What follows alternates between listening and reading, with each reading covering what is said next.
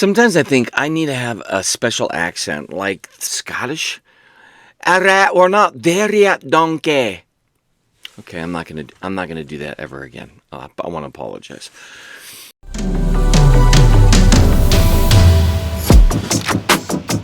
All right, look. Hey, welcome to the show, to the channel.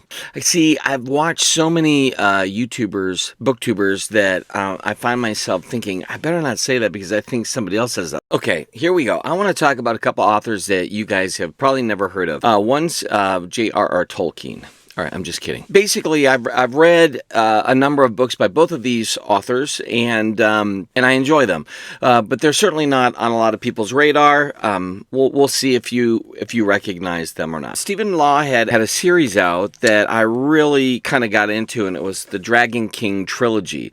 And the 3 books for the Dragon King trilogy: In the Hall of the Dragon King, The Warlords of Nin was the second volume, and The Sword and the Flame was the third. There are a number of series that Lawhead has put out, and he continues to publish to this day. The King's Raven trilogy, which is kind of a Robin Hood approach, and then you have the Pendragon cycle, which is Arthurian Irelandria series, which I'm gonna try to show you a couple of those books. I haven't read the Irelandia series. I just picked that up recently, and I'm kind of looking forward to trying it. It's been a while since I dived into Stephen Lawhead's work, and I kind of thought, well, it's long overdue. Let me just kind of show you a couple of the books from the Pendragon series, or cycle. The first is Taliesin, yeah, here we go. How about that? How about that? Cash Me Inside. How about that? All right, that's a weird reference. All right, so there's the first. The second in the series is the Merlin, book 2, Merlin. These are Avon books, paperback edition, 1988. Here's like a little bit modern, more of a modern take on the Merlin book. Book 3 is Arthur. And book 4, the Pendragon cycle. There's a lot of books out there already dealing with, King Arthur and the Round Table. Here's a couple other books. In the Region of the Summer Stars, okay? And I think these are available, or at least they have been available from Book Outlet. The second, In the Kingdom of All Tomorrows. I hope I'm going in the right order, actually. That's a great question. And then I haven't read them yet. So, and then the third and final, in the land of the ever living, in the land of the ever living.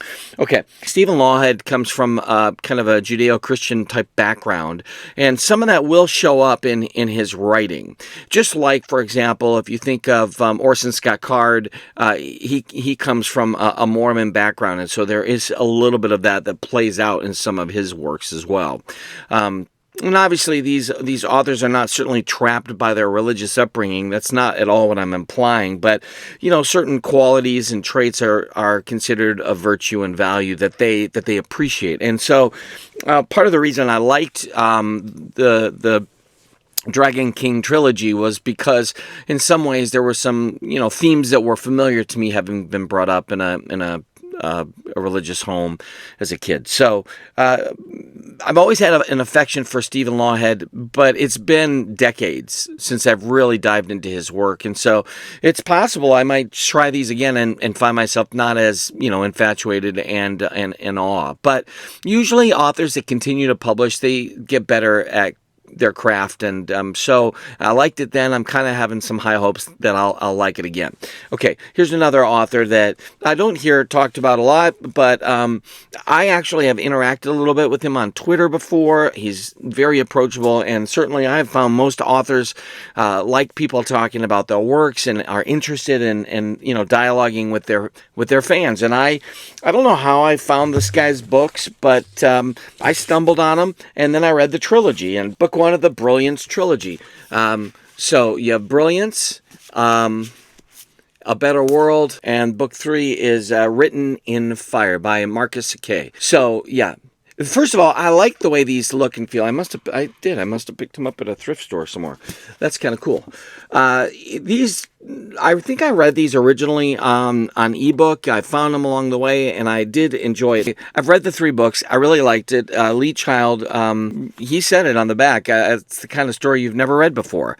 So, in Wyoming, a little girl reads people's darkest secrets by the way they fold their arms. In New York, a man sensing patterns in the stock market racks up $300 billion. And in Chicago, a woman can go invisible by being where no one is looking. Well, that would be convenient. They're called Brilliance, and since 1980, a percent of the people have been born this way, and Nick Cooper is among them. These are released in the 2013 time frame. It has some Heroes kind of feel and vibe to it a little bit. Kind of these people with some powers that start coming into fruition, and then there's this kind of overarching political powers that want to or political regimes that want to kind of take over and utilize them to their advantage, and there's of course a great holdout and a great battle. Nick Cooper's among the the federal agents, and Cooper has gifts rendering him exceptional at hunting terrorists. I'm not reading his books for some sort of great literary masterpiece. I mean, that's not a slight. He's a great storyteller and entertainer, and that's what I'm going for. It's kind of a nice palate cleanse. It's different than the average bear, and although at this point in the game there are certain kind of thematic ideas that we're familiar with, obviously from movies and such, like even television shows like Heroes and X-Men and all that, but yeah. So there's just a couple of authors that I enjoy that are a little bit different, that I don't hear people talk about a lot. Partly I'm interested in what you're reading, who you're reading, like what's kind of new for you that you're liking, that kind of stuff. And maybe a new author that's maybe, not talked about very much. So I'd love to hear about it. I'm trying to figure out this stupid ending.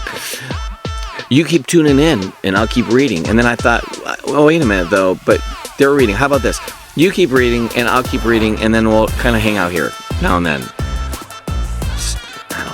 No, this is going to work.